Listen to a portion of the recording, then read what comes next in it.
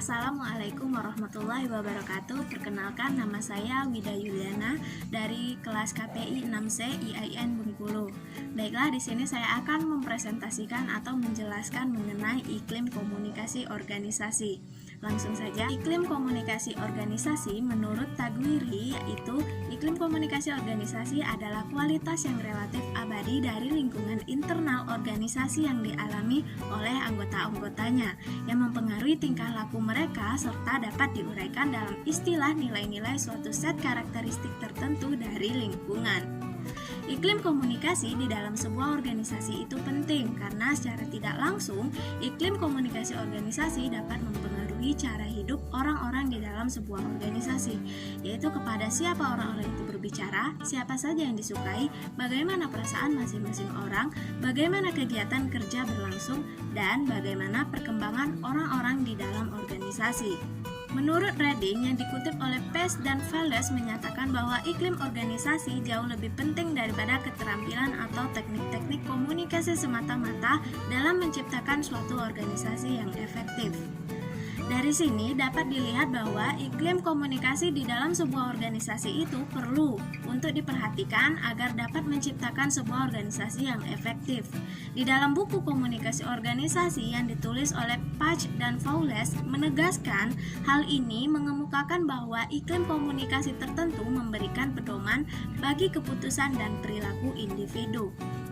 Kemudian iklim organisasi. Menurut Tagwiri dan Litwin, iklim organisasi merupakan kualitas lingkungan internal organisasi yang secara relatif terus berlangsung, dialami oleh anggota organisasi, yang mempengaruhi perilaku mereka dan dapat dilukiskan dalam pengertian satu set karakteristik atau sifat organisasi. Steve Kellner, sebagaimana dikutip oleh Lila, menyebutkan ada 6 dimensi iklim organisasi sebagai berikut. Yang pertama, flexibility conformity, yaitu kondisi organisasi yang untuk memberikan keleluasan bertindak bagi karyawan serta melakukan penyesuaian diri terhadap tugas-tugas yang diberikan. Kemudian yang kedua yaitu responsibility. Hal ini berkaitan dengan perasaan karyawan mengenai pelaksanaan tugas organisasi yang diemban dengan rasa tanggung jawab atas hasil yang dicapai, karena mereka terlibat di dalam proses yang sedang berjalan. Yang ketiga yaitu standards. Perasaan karyawan tentang kondisi organisasi di mana manajemen memberikan perhatian kepada pelaksanaan tugas dengan baik, tujuan yang telah ditentukan serta toleransi terhadap kesalahan atau hal-hal yang kurang sesuai atau kurang baik. Yang keempat yaitu reward. Hal ini berkaitan dengan perasaan karyawan tentang penghargaan, pengakuan atas pekerjaannya yang baik. Kemudian clarity. Hal ini terkait dengan perasaan pegawai bahwa mereka mengetahui apa yang diharapkan dari mereka berkaitan dengan pekerjaan, peranan, dan tujuan organisasi. Kemudian tema komitmen berkaitan dengan perasaan karyawan mengenai perasaan bangga mereka memiliki organisasi dan kesediaan untuk berusaha lebih saat dibutuhkan. Kemudian faktor-faktor yang mempengaruhi iklim baik secara langsung maupun tidak langsung melalui pengaruhnya terhadap perilaku manusia, yaitu yang pertama, hakikat pekerjaan. Hakikat pekerjaan organisasi dan alirannya mempunyai pengaruh besar terhadap perilaku individu dan kelompok dalam sistem urutan kerja.